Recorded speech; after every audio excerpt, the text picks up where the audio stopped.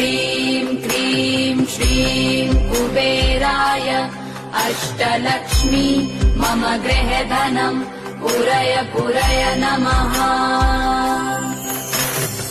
ॐ ह्रीं श्रीं क्रीं श्रीं कुबेराय अष्टलक्ष्मी मम गृहधनम् पुरय पुरय नमः।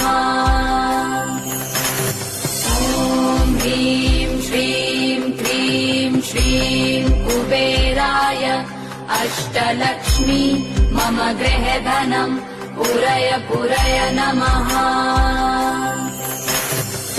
ॐ ह्रीं श्रीं क्रीं श्रीं कुबेराय अष्टलक्ष्मी मम गृहधनम् पुरय पुरय नमः। ॐ ह्रीं श्रीं